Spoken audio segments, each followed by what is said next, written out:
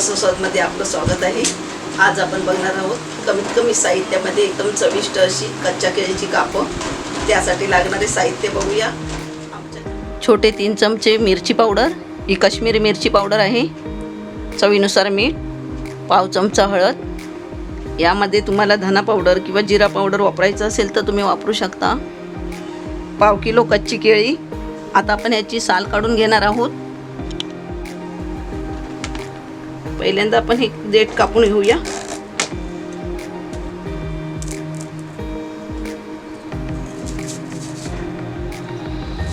हे वरच्या वर असं काढायचं आहे।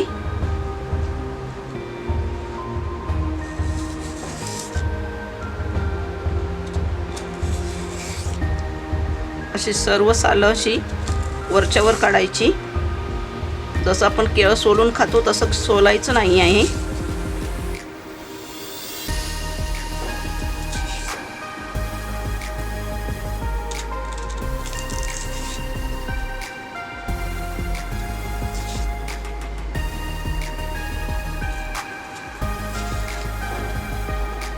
केळं आपलं सोलून झालं आहे। केळं सोलून झालं आहे। आता आपण ह्याचे 2 भाग करून घेऊया।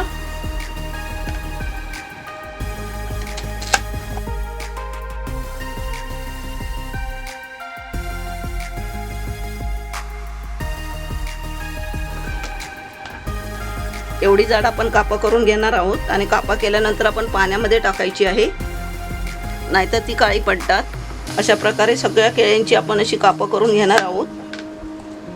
कापा आपली करून झाली आहेत। आता आपण याला मीठ मसाला लावून ठेवूया 5 मिनिटं। कापा आपण प्लेटमध्ये काढून घेतली आहे। आता आपण मीठ घालूया। थोडं थोडं घालायचं आहे। चवीनुसार मीठ घालायचं आहे, जसं पाहिजे तसं। हळद,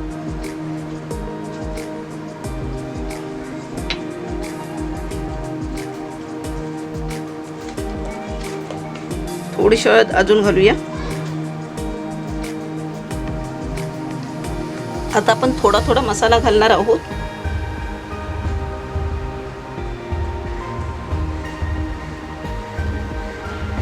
ही काश्मीरी मिरची पावडर आहे, त्यामुळे ही तिखट कमी असते।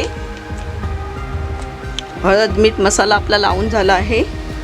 आपण ह्यातली थोडी मिरची पावडर लावली आहे आणि बाकीचे आपण नंतर फ्राय करताना लावणार आहोत। आता 5 मिनिटं आपण अशीच ठेवून देऊया आणि मग आपण तळायला घेऊया। मीठ मसाला लावून 5 मिनिटं झाली आहेत। केळीच्या कापांना जे पाणी सुटलं आहे ते आपण काढून घेणार आहोत। केळीच्या कापांना एवढं पाणी सुटलं आहे ते आपण काढून घेतलं आहे। आता थोडीशी मिरची पावडर आपण घालणार आहोत।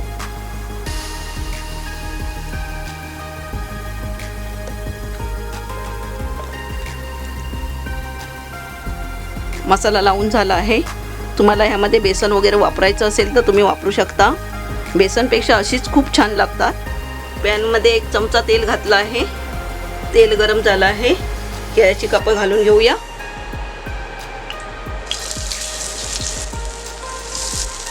गॅस स्लोवरती ठेवला आहे।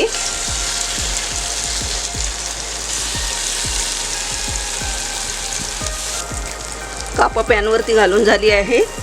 आता आपण अशीच फ्राय करायला ठेवून देऊया। मंद आचेवरती 4 मिनिटं झाली आहेत। परतून बघूया।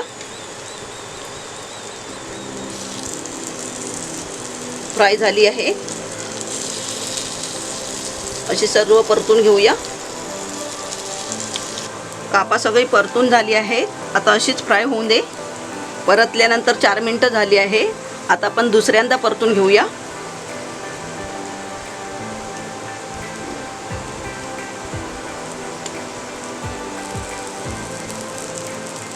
दुसऱ्यांदा परतून झाली आहे। आता आपण 2 मिनिटं अशीच ठेवणार आणि गॅस बंद करायचा आहे। 2 मिनिटं झाली आहेत। केळीची कापं आपली फ्राय झाली आहेत। आता बाकीची मी करून घेते। झटपट आणि चविष्ट अशी आपली कच्च्या केळीची कापं तयार आहे। करायला एकदम सोपी आहे आणि साहित्य पण कमी लागते। अशा प्रकारे हे तुम्ही चविष्ट अशी कच्च्या केळीची कापं करून बघा आणि मला कळवा। हा व्हिडिओ आवडला असेल तर लाईक करा, रसस्वादला सबस्क्राईब करा। धन्यवाद।